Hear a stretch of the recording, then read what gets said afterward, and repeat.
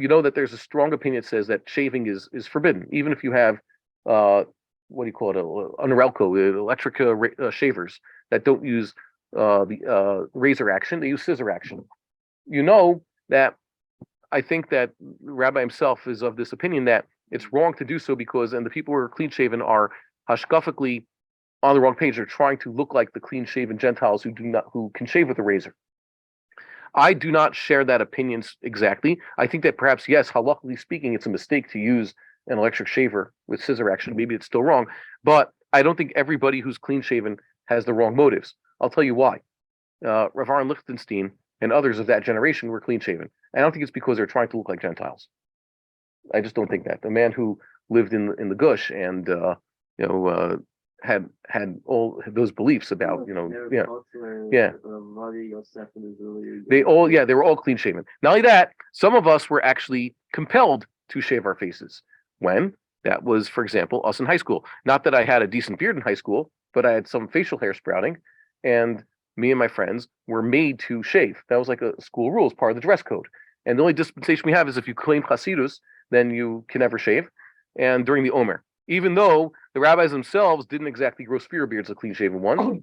That's another thing. In the yeshivas in, let's say, New York area and the surroundings, they had the minhag, as we know, that they shaved l'chvod Shabbos even during Sfiras Omer, which is why you never saw prominent clean-shaven rabbis like Rav Lichtenstein grow a sphere beard, right? It's just a yeshiva bucker thing. It's like, oh, finally, I don't have to shave, so now you let it go.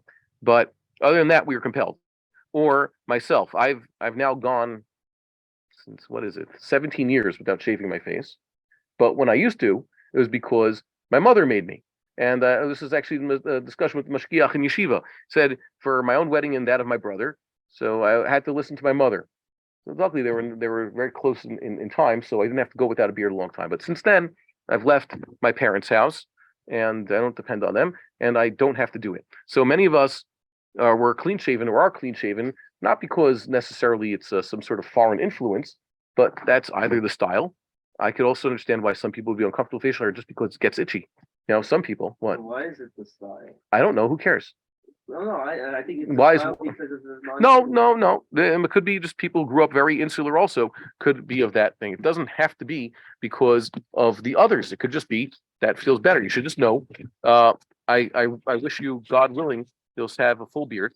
And some people, the first time they have a beard, they've gone 3 weeks without shaving, and now their beard's on their face, it starts to really itch. And then they shave it off, and they feel much better.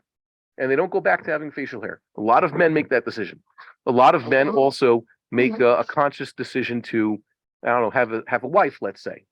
And some men end up with wives that don't like them having facial hair. And while a man should be in control of his own life and shouldn't listen to his wife, and she shouldn't tell him how to, groom himself, some men, maybe it's good if they listen to their wives, because if your wife is telling you, get a haircut, shave your beard, or, change your clothes, maybe you should listen to her.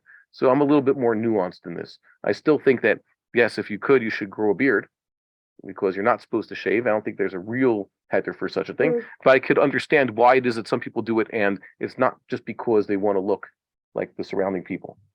Okay, that's my opinion. It's just my opinion. I do not speak on behalf of anybody else. We would like to encourage our viewers to share these videos with friends and send in your responses. If you would like to obtain Birkon Nusach Eretz Yisrael or invite the rabbi for a speaking engagement, please email us at office@machonshilo.org.